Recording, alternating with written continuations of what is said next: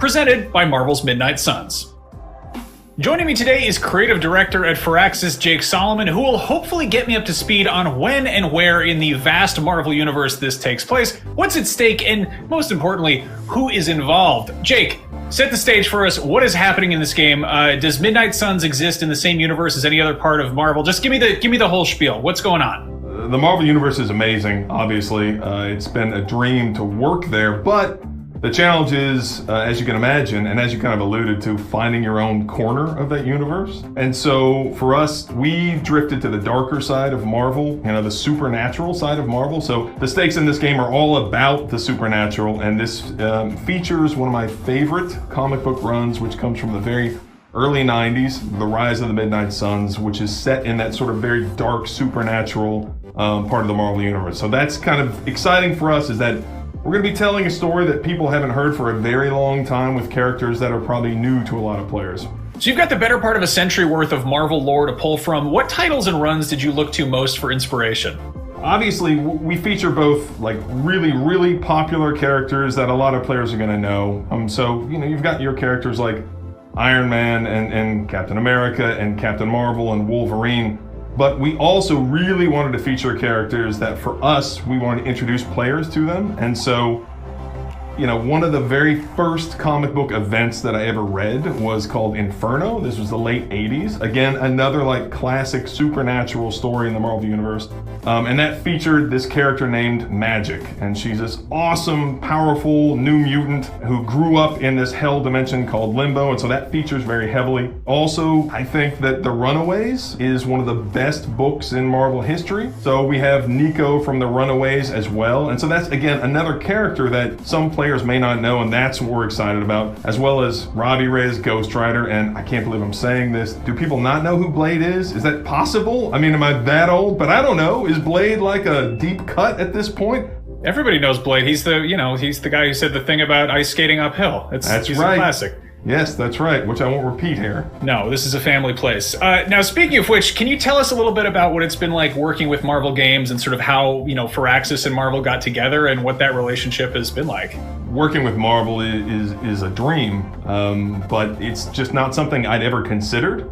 And what happened was that Marvel actually reached out to us because a number of their games team were fans of XCOM. The very first call I had with the Marvel Games team, one of their executive vice presidents of Marvel was on the call, and he had very specific feedback for me about the finale of the XCOM mission, and then a bunch of other people chimed in, and they had all this, their different experiences they wanted to share, and so that was really exciting for me because that meant they knew what kind of games that we make, and so we thought if we can combine our gameplay experience with the narrative of all these characters and their stories that millions of people around the world love, then it's a match made in heaven.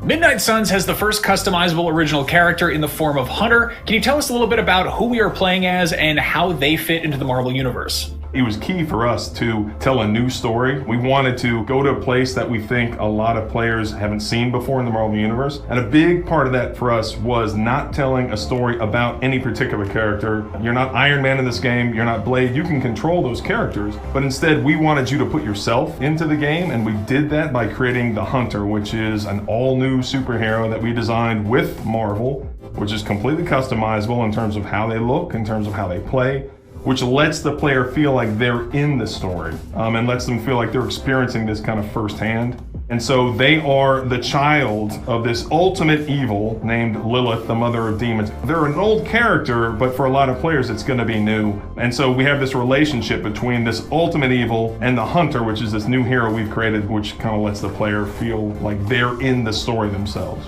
Was there a specific character in Midnight Suns who you can talk about right now, aside from Blade, who you're most excited to sort of flesh out in your own space? The thing that we're excited about is there's two fantasies, I think, if you're a fan of Marvel. You love to fight alongside the heroes, and a lot of games have done that really well. But from the very beginning, we were more excited about this fantasy of, well, what's it like to live alongside the heroes? When you read the comics, when you watch the movies, I think that that's as exciting to see how they interact with each other, how you could interact with them, choosing who you want to build relationships with. We have this really large cast of characters, 12 heroes in addition to the hunter. So the player has to make choices about, okay, which hero do I build a relationship with? And of course you get all kinds of gameplay benefits and cosmetic benefits, but it's really very narrative where you say, okay, I'm going to be best friends with these characters. And so for me, I really like magic. I think that the way that we're doing some characters like Doctor Strange is very exciting, you know, and so it'll be up to different players, like what characters you love that you know, and then you get drawn into these new characters that we're introducing, like Robbie Reyes, the new Ghost Rider, Nico, magic, that I think it's just fun. Every time you play, you know, you kind of find yourself drawn to different characters for different reasons.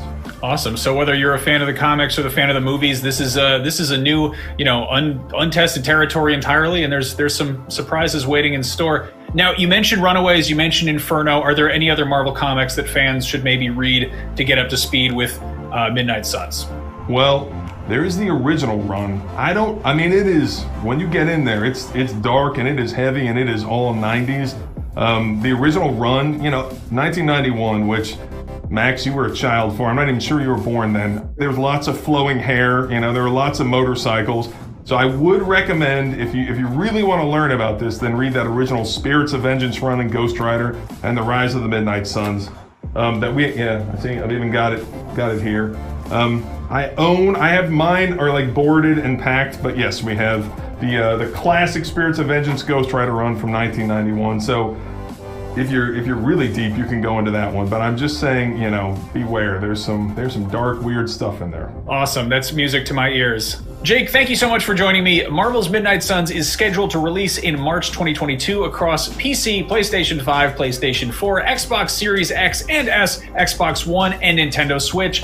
Till then, make mine Marvel, and for all things Marvel, be it games, comics, movies, and so on, you are already in the right place, IGN. Enough said. For over 3 years, fans of zombies, parkour, apocalyptic dystopias, and games where your decisions have real consequences have been, if you'll forgive the pun, dying to get their hands on Dying Light 2. Finally on track for a holiday release, and to hold you over until then, here is a full breakdown with tons of brand new info. Let's take a look.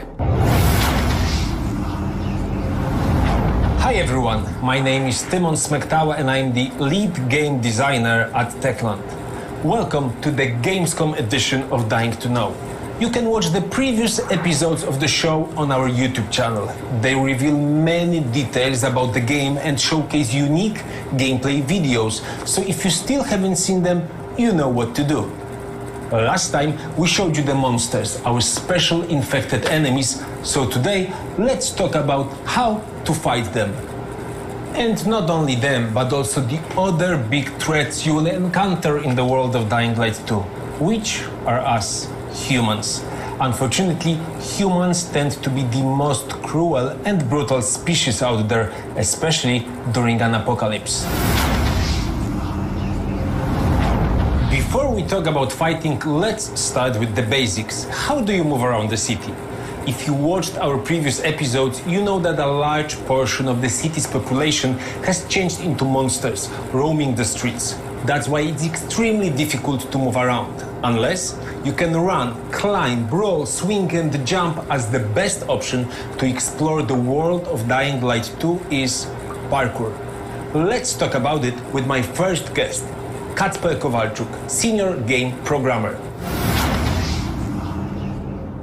Kacper, you are in a team directly responsible for creating parkour movement in Dying Light 2. So, what can you tell the Gamescom viewers about it? Well, we're really excited for the players to see what we've prepared for them.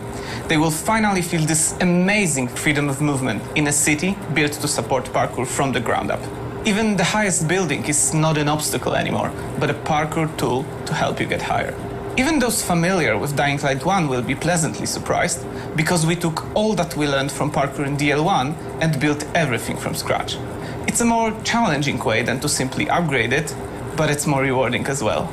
Okay, but from my perspective, and I think your perspective as well, creating a realistic movement in an FPP game is very, very difficult. And we have spent a lot of time and resources to make it physical and exciting at the same time. So how do you feel about it, Kacper? We really wanted to improve players' perception of their avatar's body and of what happens to it during parkour. The animators had their hands full, but it definitely makes you feel like a real traceur, which is a person who professionally does parkour. It's all thanks to dozens or even hundreds of new animations. It's especially visible with ropes, pipelines, monkey bars, etc. With the increased number of animations, players can almost physically feel each movement while climbing the buildings. It gives them a realistic parkour experience and is also surprisingly simple to master, even for beginners. The city allows players to traverse it effectively as soon as they get there, and their mobility increases more as they learn new skills. There comes a time when players start noticing synergies between movements, and that's when the real fun begins. You literally feel like flowing through the environment.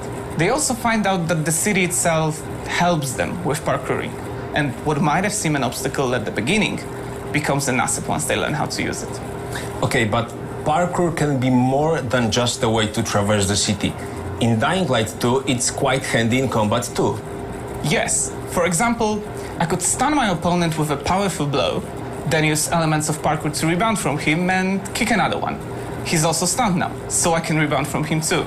By combining parkour and combat, a skillful player can wreak havoc on both humans and the infected without even touching the ground. Well, that sounds amazing. So, Kacper, thank you for joining us, and thank you for explaining us how the game's parkour system works. And I believe you, the same as I, just can't wait for people to see it in action themselves. Definitely. So thank you once again. Take care. So let's talk more about how you can use parkour not only for traversal, but also for combat. And speaking of combat, my next guest is Matt Courtois, lead technical gameplay animator. Matt, ça va? Ça va, merci. Thanks for joining us. I would like to start with something that was quite difficult for us, if you remember, at the very beginning of the project. How to present melee combat in first-person perspective. Oh, I remember.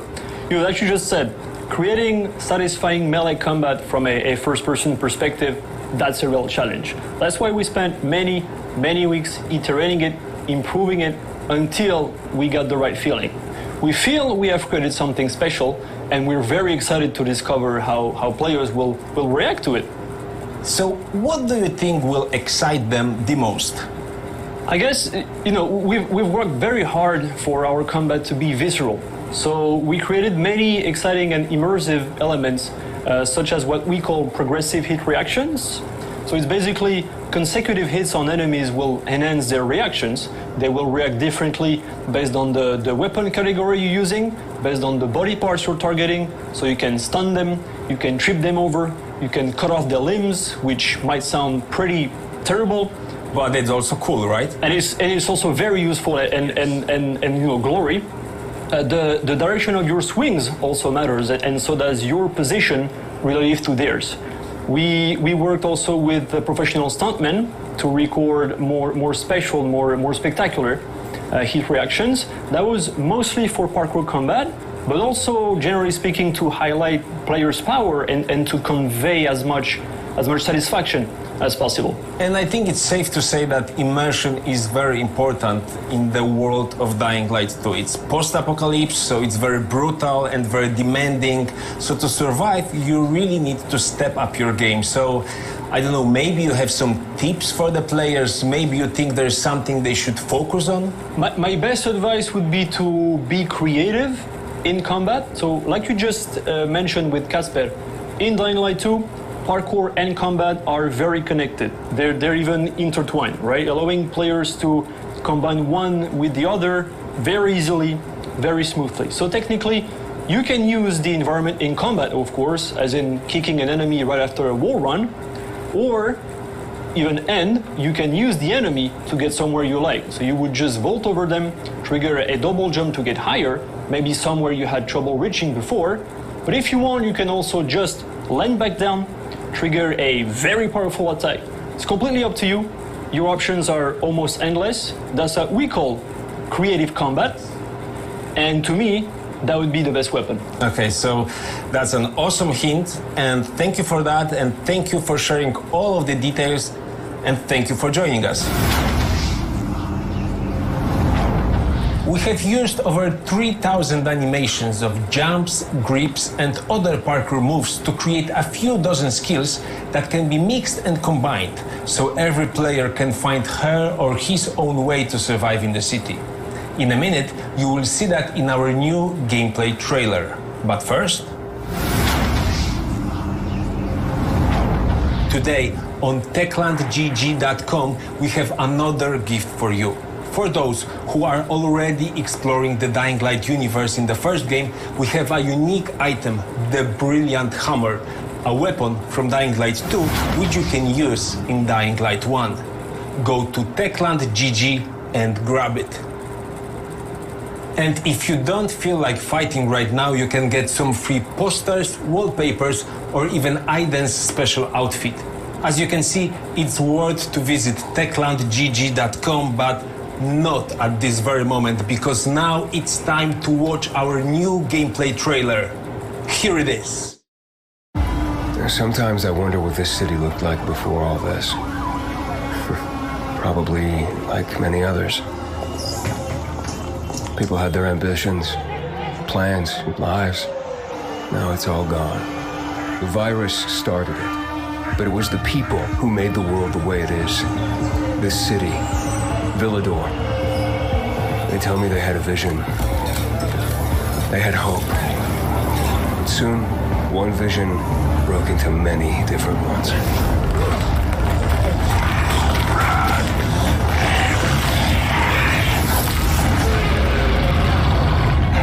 Instead of fighting together, people stood against each other. War broke out. Was it a little bird? Met a broken leg? Hope died.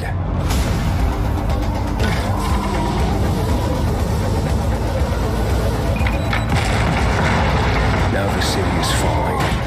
Each time we strike down an enemy, we absorb their strength. But I can't let that happen. At least, not yet. I need the secrets the city holds. Oh, fuck! Hey! Still some rats here! I have to pick a side. The Bazaar needs good people. You're doing great so far. I have to make a difference. Let's check and see.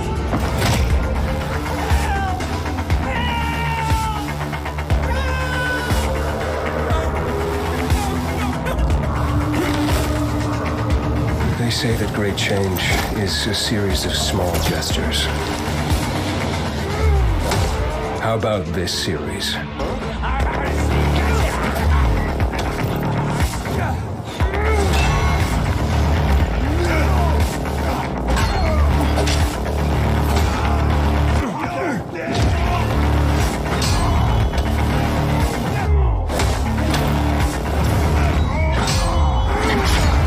Is all hope really gone? We'll see about that. The trailer presented quite a few new tools of destruction that you will soon get to use in Dying Light 2. So now, let's talk with the people that are actually making them. Marek Musiał, lead 3D weapon artist. Hi. And Tymon Smektała, the producer of the weapons team. Hello. The first question, maybe to Marek, is, Marek, can you explain how we as a team have approached the process of creating weapons of Dying Light 2? Yes, we wanted the weapons to be credible. It's been a long time since the apocalypse and everything of value has already been looted. There aren't any stores to buy a new weapon, so you need to build your equipment from what you find. That's why we had to design dozens of unique weapons practically from scratch. And actually, that was our design pillar, the modern Dark Ages. Absolutely. Modern Dark Ages is this concept of fallen civilization that moved back people nearly to the Middle Ages. So there are no laws, no rules, no technologies. That's why our weapons, we try to create them in a most deadly and violent way. And working with that concept, where did you get the inspirations from? Well, citizens of Villador, they could only use stuff they found in the world. So we thought we should do exactly the same. We scavenge. So mostly we've been looking for our inspiration in stores selling agricultural, construction, military tools. But also at places like junkyards. Actually, that's true. So right now we've got nearly 200 of them in game. And even though some of them may look very simple, we've got also quite the opposite, like, I don't know, semi-automatic crossbow. I will love this one. And our weapons are very diverse visually. Each one has a unique design and history. Just by looking at the weapon, you can tell where the maker found the parts. At a military base, a museum, a repair garage. Exactly. It's exactly like that in the game. When you pick the weapon, you instantly realize if it was cobbled together in a street or maybe made by factions where they have access to welding and steel cutting equipment. Yeah, and don't forget about the mods, because in Dying Light 2 Stay Human world, if you want to beat your opponent with highly effective weapon, first of all you need to find a basic version of that weapon and then slowly build it up. That's what we call modding. We've got many types of mods, like defensive ones, let's say improving quality of your handle, or offensive ones like improving the tip or the blade itself. So I don't think that right now we would have time to talk in details about that, but in December you'll all be able to add an effect to your favorite weapons such as fire, freeze, electricity. Shimon, let's stop here. Let's leave something for the players to discover. So let's end here.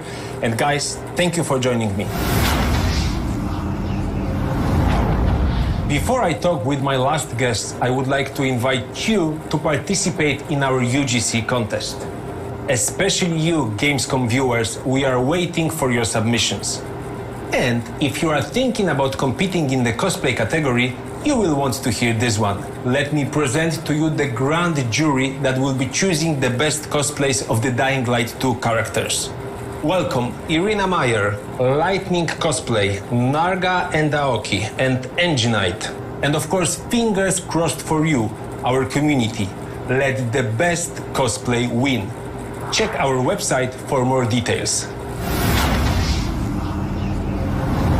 My last guests will explain how the city itself affects combat and movement. Michał Dudziak, game designer. Hello. And Adam Michałowski, senior game programmer. Hi, Tymon. Gentlemen, there's this saying that when you really want to achieve something, the whole world aligns to help you. And basically, that's what is happening in Dying Light 2 Stay Human. Exactly. Based on the player choices, the world is literally changing and helping you to achieve your goals in combat or exploration. For example, the gameplay will be totally different depending on which factions you support, the survivors or the peacekeepers. Okay, but can you give us more detail? The differences between the factions define how each group can help us. For example, the survivors keep to the roofs and trying to avoid the danger on the ground. For building, they use mostly light materials like wood or scraps, and they can provide you a various amount of parkour helpers, such as amortizers, trampoline, or ziplines. This can change the way how we parkour through the city.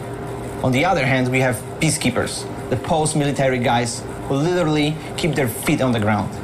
And for building, they use totally different materials, heavy objects, metal, or even explosives. And this can give you a new combat opportunities like car bombs, heavy traps, or even a new type of a ranged weapon. Yeah, and what's important is that we don't need to remain loyal to just one faction. The city is divided into several zones, and in each of them, the players can decide with whom they want to side. So while progressing through the storyline, you're able to shape the world to fit your vision and needs. Okay, but we know already that humans are active during the day and monsters come out during the night, but let's reveal more. What are the other differences? Well, monsters attack mostly in groups, and they instinctively take advantage of the numbers. So to defend yourself, you have to keep your head on a swivel. Monsters don't use special tactics, but it doesn't mean they're easy. They push forward, so you have to be clever to avoid getting cornered. And to win, you have to stay active, move a lot, and learn to abuse their unique weaknesses. And explosive traps might come in handy. Yeah. Okay, and what about humans? They use increasingly more complex behaviors. As the game progresses, defeating human enemies and monsters will become more and more challenging. But unlike monsters, people cooperate. So while fighting them, we need to closely observe not only individuals, but also the whole group. And of course, there are many more unique subtleties to both humans and monsters, but I think we should let the players discover them on their own. Well, okay, that's a good idea, but all of that sounds very juicy. So let's end here. Guys, thank you for joining me. That's almost all for today. You learned a lot about parkour and combat in Dying Light 2. We showed you that parkour is not just a tool for exploration, but also an important element of combat. You discovered some of the weapons that you will soon get to wield, and you saw how choosing a faction may support your parkour and combat skills. Before we end this episode, we have one more special announcement for you. Dying Light 1 is coming to Nintendo Switch. So yes, it's official now. Soon, you will be able to play the ultimate open-world zombie game on a new platform. And we know that a lot of you are playing Dying Light. In June alone, the game was played by close to 2 million gamers. Big thanks to our community. You're awesome. Dying Light 1 for Nintendo Switch will be released in Platinum Edition. This is the most content-packed edition we have ever released. On a single playthrough, it contains over 100 hours of gameplay, not mentioning the time you can spend exploring the world with your friends in co-op mode. More details are coming soon. If you are hungry for more and you want to support us, why don't you pre-order the game to explore it on your own in just a few months? That's all for today. Thank you, Gamescom, and see you in the next episodes of Dying to Know.